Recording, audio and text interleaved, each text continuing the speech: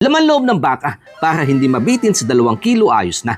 Putahing pangkaraniwan pero extra special dahil may lato-lato para mabagsik ang bisa. Kapag gumana at pumitik sa ugat, bulong ni tatay. Baka sa edad na 73, magkabunso pa daw kami sa bahay. Hinugasan bago hinalbusan at sibuyas unang lagay, beef cube sa lasa pinaalatan ng asin, huling binudburan ng paminta, mapalabas unang katas at kapag hiniwa hindi madulas. Saka hinango mapalamigan, dito palang pwede nang bawasan, ika nga na matatanda, eto ang first class. Hiniwa na maliliit para pwede sumandok ng paulit-ulit, walang bitin sa kain yung masasabi mong sulit na sulit. Saka aromatics una iginisa, nagsabay-sabay na sibuyas bawang luya. Pagkasingaw hudyat na, hiniwang laman lagay na, isang paikot ng paminta, magic sa lasa, ikaw nang bahala.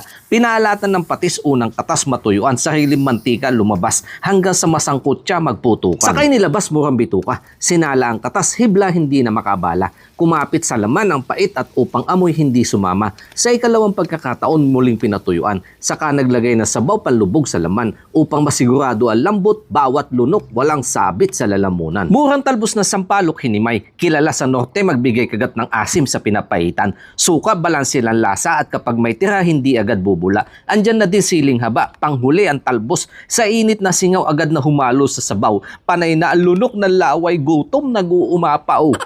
Inayos ng lamesa kasama na ang bahaw. Dahon na sibuyas binudbud sa ibabaw. Kalamansi pinigaan na palunok bigla ng laway. Sa huli siling palaban. Tay, bahala ka na. Kung kaya pang makaisa kapag tumalab, may bunso tayo sa bahay. Kain na po tayo mga kanayon. Lord, thank you po sa pagpapalang pinagkalob nyo ngayong araw. In Jesus' name, Amen.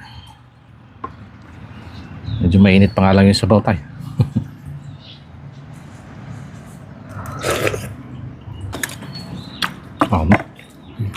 Sarap ng lasa.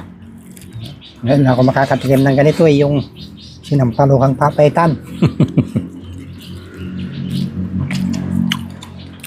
Pero sa norte, pating Isabela yan, Nueva Ecija, ganito yung mga style nila. Sampalukan ng papaitan. Ano naman ang masasabi nyo sa lasa? Ay, masarap. Sarap naman ang pagkakaluto. Tsaka malambot na. Yun ang kagandahan. Hindi may dapat maliliit yung gayat yung iba kasi makunat. Pero ito talaga, pinalambutan ko kahit nga po si tatay na mahina ng ngipin. Kayang-kayang duhugin yung kagat-gatin yung laman.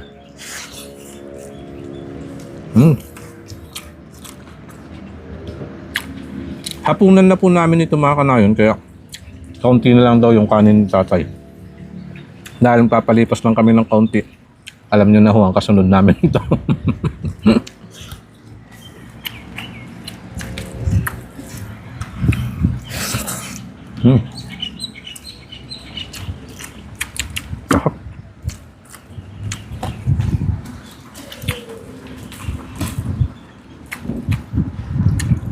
Dapat kambing, tinanong ko ho siya kung gusto niya. Eh, sa mga nakakasubaybay ho natin kanayon dyan, alam niyo naman, hindi ho namin tinantayan yung mga kambing ni tatay doon sa probinsya, pero hindi ho namin naubos.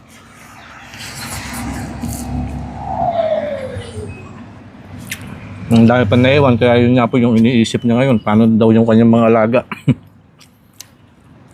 Hindi daw ho muna kasi nga, naumay pa sa karne ng kambing, kaya ito. Kumuha lang kami ng laman loob ng baka.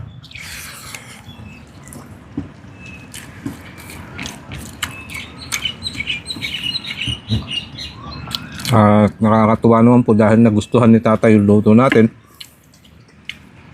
Sa isang pambihirang pagkakataon at 73 years old. Nagkaroon ng chance na makasama ko siya dito sa mumunting kusina ng inyong kanayon.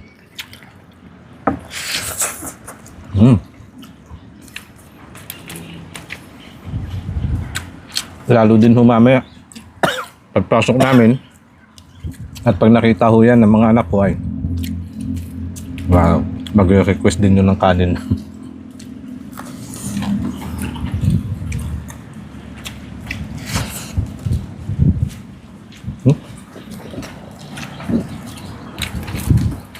Sarap.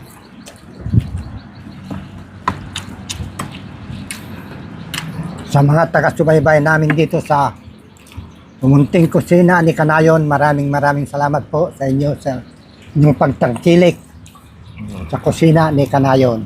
Maraming salamat po. Yan. Magmula Salamat po po. kay tatay at saka siyempre sa inyo nag-iisang Kanayon.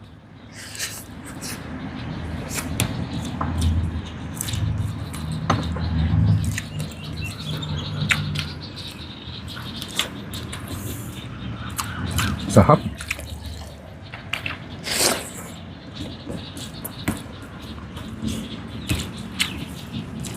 Sabi mo kanina, tama na yung kanin mo. Mukhang nabitin ka. Talagang inuubos na lang.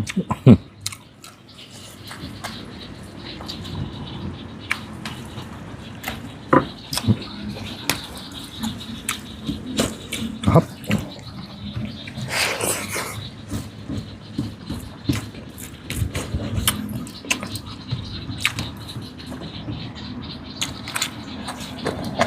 Pag ganito kasing may edad na, medyo konti na lang kung kumain talaga. Mm.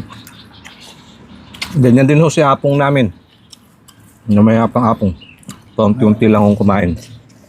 Dali nang mabutog. Salamat po mga supporter ng Team Kanayon Agustin Vlog. Ayos. Solve na naman po. Sa isang mabilis ang hapunan. Maraming salamat po mga Kanayon. Kita-kits tayo sa mga susunod kong upload. At kung gusto mo din subukan yung gantong pinapaitan, kahit laman loob po ng baka, kung walang kambing, pwede na.